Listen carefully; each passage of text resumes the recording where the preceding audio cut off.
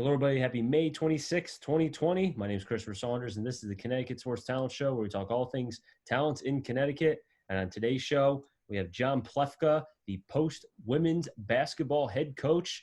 Coach Plefka, thanks so much for being able to come on. Of course. I appreciate it, Chris. You know, I think Coach Plefka, before we can even get into your coaching background, Mm. you were a star athlete in multiple sports. I know you're very humble about it, but just tell the people about the sports you played. You know, you were Yeah. drafted by the Angels. Come on. You're a Yeah. heck of an athlete. Yeah. I've been blessed with a lot of athletic ability, and worked as hard as I could to kind of get where I am. But, grew up in New Britain, grew up in a sports town. And that's something for me. I think that really helped me grow as an athlete and, more so as a person.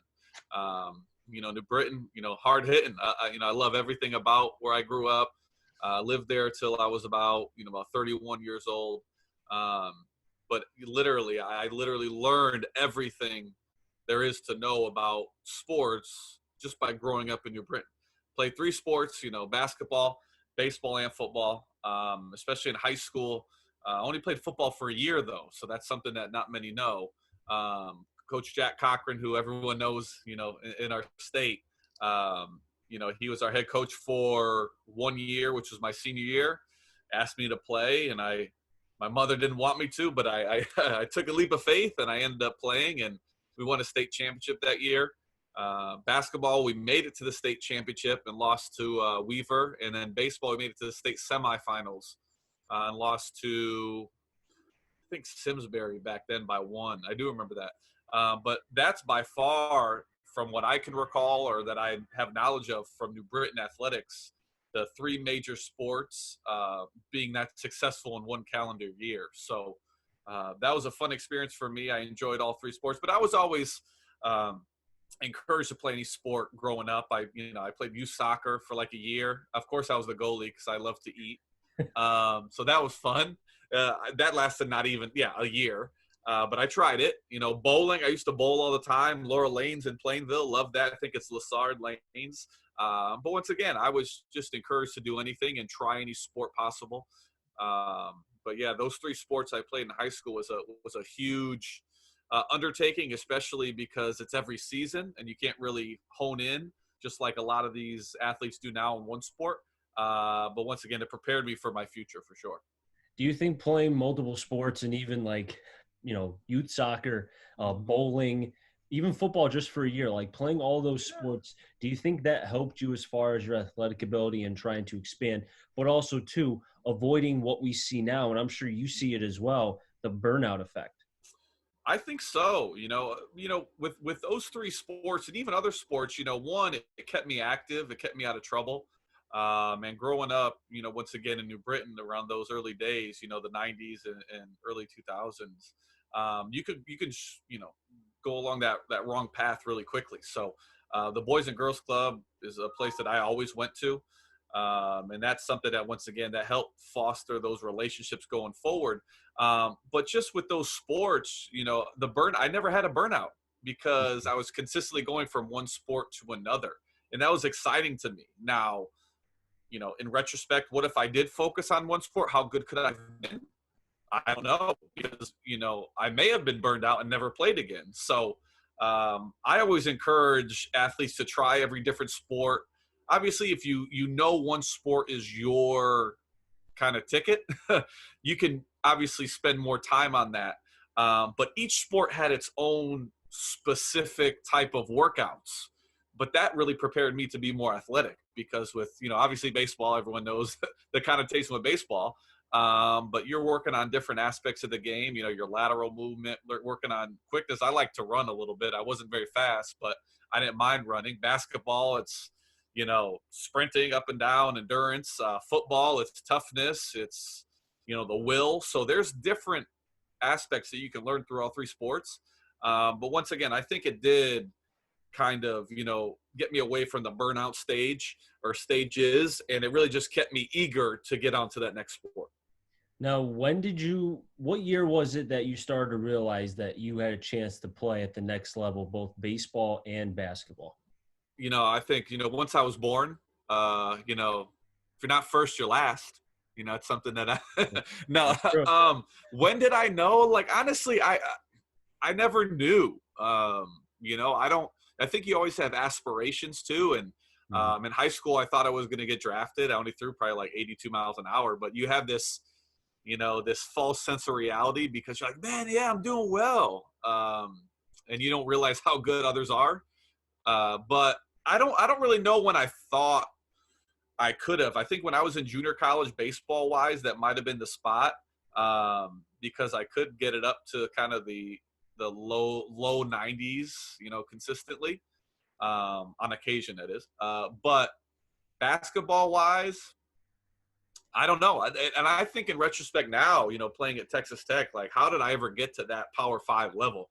Mhm. Because it, you know, I was good, but I don't think I was that good. But I was put in the right situation with the right coach, with the right team, and the right system, and that really kind of maximized my potential. But to give you a specific time or date, I really don't. It just kind of just happened. I mean, you had to be talented enough because you were drafted by the Angels in 2006, Right. and then one of the best coaches, historic coaches. I saw him at the end because I'm 27, so Yep. I was a little bit late to the party. Right. But Right. Bob Knight himself, he Yeah. saw something special in you, man. He did, and you know, and that's once again, it's just the, you know, right place, right time, and you know, when you do put the hard work in, I think that that year I went to junior college, it really kind of changed my perspective on a lot of different things, where I had to truly earn my next spot, because I went to many different schools. You know, I was a part of I was the transfer portal before it happened. So for me, you know, I didn't have many opportunities, and I had two JUCOs to choose from, two in Florida. I ended up going to Santa Fe, in Gainesville, but no one wanted me. I mean, that's something where, you know, a lot of programs wanted you, and you're almost that the next big thing, and whatever way you want to think that, and then all of a sudden, bam, no one wants you anymore. And I really had to work my way to get to Texas Tech, and that's that JUCO opportunity for me, and that's why I preach to a lot of different guys now. You know, junior college is just not a step down, whether you think so, Mhm. whether that's the perception. It's really not. It just opens more doors for you. However, you need to understand of the situation you're going into, because the talent that I saw at junior college surpassed so many schools that I was a part of prior, because it's a different type of talent and it's more athletic based, and those athletes are there for a reason other than, you know, specifically just their athletics. So yeah, that's something for me. Yeah, it just happened. Do you think doing the JUCO level or doing the JUCO side was beneficial for you both mentally and physically? Because if you went to go play, even if it wasn't Texas Tech, if it was just another school, let's say, Right. maybe you don't last, or maybe something happens where you're not ready and you end up riding the bench for 3+ years. Whereas the JUCO level, you really were kind of able to find yourself, but also see, like you said, the talent Right. that you saw was better than what else that you saw around. Right. No, I think it was, you know, the opportunity for me to once again grow. So I think it was a great idea. You know, I mean, once again, there weren't many options. It just kind of fell into place. Um, but I had the same, you know, stigma stereotype about junior college. It's like, oh, why would I go there? And my grades weren't, um, you know, poor, quote Mhm. unquote, back then to go that route. So it wasn't as if I'm doing that, but that's the stereotype. You know, oh, why are you going to junior college? Why are you going to community college? Your grades are fine. Why? I'm like, no, this is more for athletic purposes. So I think it was a great move for me, and um, especially to play right away, and really you almost bet on yourself. It's almost like you see all these athletes now that take 1 year contracts. You need to bet on yourself, and if you don't do it, one, you may have those regrets down the line, but two, you do it. Mhm. Now it's on you. So you have no more excuses. You put all your chips on the table, and now it's put up or shut up time. So I think it was the best idea, and I learned a lot more, especially where I am now, about the junior college level and what talent is there. So that's why we recruit heavily in the junior college, um, colleges all over the country. But once again, I think it was a great opportunity and a great decision for me to go down there and play. When you found out that Texas Tech was recruiting you, Yeah, what did you like? What was the first thing that came to your mind? Because I'm sure you knew that, Bob yeah. Knight was the coach. You must have been thrilled. Yeah, it's a funny story. It's that junior college year was a year for me that I never expected how the outcome would occur. Mm, Um, I was set to go to two different schools before Texas Tech. really? So the first school I committed to was University of Virginia. And for ACC. me, I was like, man, that's unbelievable. I'm pumped to go there. I'm excited. Mhm. Uh, one of the assistants came down. Let's get this going. Bam. The head coach gets fired like 2 weeks after their coach comes to see me. So that is gone. Yep. So I was like, oh, all right. I was like, University of Virginia. I was like, wow, this is great. So the next school that, I was interested in was Iowa State. Iowa State offered me, boom, I'm set to go. The day of our playoff game in junior college, their assistant calls, says, our head coach went in a different direction. He wants someone that is a little bit closer to him. So unfortunately, we don't have a spot for you. So I'm like, this is the day of our playoff game, like the last game of our season. Now I don't really have many options. So that's how it kind of facilitated with Texas Tech. Our assistant, Stephen Cox at Santa Fe, was very close with Pat Knight. And they were keeping tabs, but it wasn't as if like, bam, they've been on me the whole year. Mhm. There was a need for, my position. And we facilitated the conversation. They saw me play. They came down literally the next day to campus to see me play. And then boom, I was offered the next day. So obviously they had the film to evaluate and such, but they needed to see me, in person to really my skills. So that's kind of how it generated and manifested. It wasn't one of those things where Coach Knight called me my first day in Juco. It just how the chips were falling, and it just kind of was the right place at the right time. But there were so many schools that were interested in me that I was shocked that were interested in back then. It was just like, why are these schools? You're looking at me. I went from scrounging to find a school close by, and even like which is one of those things that it is what it is. But it was just one of those years that you never could imagine what could have came out of it, and thankfully Texas Tech was my ultimate decision. What was the first conversation like with Bob Knight? Like, take me into, do you remember where that was and when that was? Yeah, the first conversation was that next day after the workout. One of the assistant coaches, Stu Robinson, was the one that came down and watched me work out. It was 6 a.m. Mm-hmm. And I had breakfast with Coach Robinson or Coach Stu, and that was when I talked to Coach on the phone. And he said, "You're coming, right?" I said, "Oh, well, no, I have to decide. I'm going to think this over." He's like, "No, you're coming to this, right?" I was like, "Yeah, I'm coming, man." So I knew I was going to go there anyways. He just was down to the point, and he just like, "Hey, you're coming." I was like, "Absolutely." So I didn't visit there until after, like a couple weeks later, a week later. Mm-hmm. So I was like sight unseen, other than the research I did, of course. But yeah, that was the first conversation, and he said decided to come down and meet, and kind of the rest is history. How was I'm sure the practices must have been intense, and I Yeah. don't know if you've ever been through something as far as the way Bob Knight coaches. So just how was that going through, being under basically a legendary coach? Yeah, I mean, I've had some hard practices growing up, so it's not as if I wasn't, um, experiencing that level, but the practices that he much differently than I was used to. A lot of practices basketball wise were, skill development, and then work your way through to your 5-on-5. Mm-hmm. And Coach Stan Gloyak did a great job in high school. He was amazing with those. But Coach Knight was so different, where everything was up and down.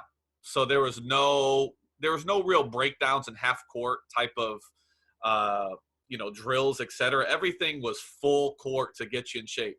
And one thing about Coach Knight as well in our practices, we never did, like punishment runs. Like we never did lines. We never 17. We never did that. All of our conditioning was in full court. But literally the first half hour for us was just up and down transition type drills, disadvantage drills where it's 6-on-5, 7-on-5, to constantly put you at a disadvantage. because that's how you prepare for the games. And, you know, his ultimate thing was that practice is always and must always be tougher than the games, because that's how you prepare for competition. So, but there were some rough practices that we had, but it's just very competitive, and you really had to be mentally focused, which is the most important thing in his mind. You know, those hard practices and being able to kind of do what he did, and hence why he was one of the best coaches in For college sure. basketball. You know, not only did you make it to the Big 12 tournament, you made it to Yep. the NCAA tournament. Yep. And I understand both those times were short, and, you know, it sucks Yeah. that you could not go further. But just kind of take me in. I'm sure the NCAA tournament, there was more feel to it because it's a bigger tournament. Correct. But that must have been some sort of ride for you and the rest of the team. Yeah, I think especially my first year, we were very underwhelming. We are like one of his two or three under 500 teams. We were 15 and 17 as my first year. And that's coming off like a Sweet 16 team, so very disappointing. But the next year we were like, I think like 22 or 23 and 11, something like that. Hmm. But it was an experience, you know, and that's something too. You know, coach prepared us. Every game was the same, you know, and that's something, you know, everyone's like, oh, you made it to the tournament. I'm like, yeah, it was cool, you know, but it was just another game to me. I didn't get caught up in the fanfare. Not like we do now by any means. I took it as another game. Hmm. I focused and prepared just like it was another game. That's pretty much to the extent of what it was. We were the early game that year. I think it was the 11:30 game. I don't think they play any 11:30 East Coast games anymore. It's more like 12:30. But we were the first team first team to play in the tournament on Thursday, and the first team to lose. So it was literally like this, which was crazy. I mean, but when in retrospect, of course, you're like, oh, I got the opportunity to play. You know, in the NCAA tournament, we played against Boston College, who they dropped to like a 7 seed, but they were top like 15 or 20 the whole year. So that was a shock to them. But we did play well, and just, you know, we just fell apart in the second half from what I remember. But yeah, it's a cool thing in retrospect. But right at that point, once again, we were programmed to focus on one game at a time, one possession at a time. And that's all we really focused on. In your years with Knight, was there anything in particular that either he told you or maybe something he said to the team that has stuck with you even now, being the head coach for Post? Right. I think it's, you know, the 4-1 mentality. I think that's Texas Tech now is so big on that with Coach Beard, who was one of our assistants back then, you know, and that's, you know, mental is to physical as 4 is to 1. And that's why mental toughness is so very important. And for me, I truly believe it's a learned behavior, because you have to go through those experiences to really learn that. And, you know, I think I learned as I grew, especially going from Coach Knight to the, you know, professional baseball side of this may be your last day. You may be released tomorrow and you need to find a real job. So I think that was probably the biggest thing. But also just the preparation side. You know, I think we were so detail oriented. And, you know, the two things that coach did so tremendously well that many don't understand is that he focused on two things. He taught his players the fundamentals, and he taught us how to play. Like, those are two things on a consistent basis we honed in on all the time. And it's not like, oh, one day he'll take it off. No, like, legitly, those are the two things. And now it's just, you know, the fundamentals to certain athletes, to certain trainers, and though that's the baseline of what you need to succeed, the fundamentals and teaching someone how to play. And that's why we were so successful. He maximized our potential. Someone for me who's like a pick and pop type of, you know, player, a stretch forward, they call it now, you know, and all of our other athletes, we didn't have any McDonald's All-Americans. We didn't have any, you know, 5-star recruits. We had a team that stuck to a game plan, that followed a game plan, that worked his system as well as possible. And that's why we won games. So on paper, we're not going to beat anybody, but when you face our man-to-man and you face our motion, you're going to have a lot of problems, because we're going to pick in many ways that you didn't think we could. It sounds like that you took a lot of what he either taught you, showed you, or even the stuff that you guys ran in practice. Right. It seems like he really kind of left a mark on you, and some of that stuff you now use for the program, for the women's basketball program at Post. Absolutely. You know, there's a lot of different things that once again, I keep saying in retrospect, you know, I appreciate it so much more now that I'm a little bit older, because now you have time and you can see through all these experiences that I've had since then. You see how he's rubbed off in a positive manner. And, with our program at Post, it's underdog mentality, having a chip on your shoulder. Mm. And those are the athletes that I consistently look for. You look for those that play their tails off, that leave it all on the floor, but also have that desire and passion to get better. And that's something for me. I get a little fiery. I've tamed down a little bit, but I think that's a direct correlation to coach. But that's something that I realize, and I know I get crazy, but Okay. I want to win. That's my competitive side. That's my passion that comes out. But yeah, everything, literally there's every little bits and piece of our practice plan, our scouting. I mean, that's direct correlation to coach, his practices, his film sessions, and not just coach, but the staff back then as well. So, yeah, it truly has prepared me for the opportunity that I do have now at Post, and will continue to prepare me down the line. Now, what the journey to being obviously a head coach, was Yep. it something where you immediately got a head coaching job when you wanted to get one, or was it something where you kind of had to go through the ranks like assistant coach and so on? Yeah, I mean, I tried to get a collegiate coaching job on the women's side or men's side, and I tell you, it's like I had maybe 3 interviews out of like maybe hundreds of applications I filled out. Um, so that was always my aspiration, and I thought because I played at a high level that not given I didn't a Division I spot, but even like an assistant somewhere I can work my way up. But I never got that opportunity until Post, and I coached high school in Connecticut a little bit. I was a volunteer assistant for Plainville High School. I ended up coaching at my alma mater on the girls' side. Was an assistant there, so just working my way through and getting as much experience as possible. But with this, it was one of those things where I was an assistant for a year, and was blessed to be elevated just based on my work ethic and what I brought to the table. And I think being a part of the kind of lineage of Coach Knight really did help as well. But I was in a prove it point where now I was given the head coaching position. Now, was I ready?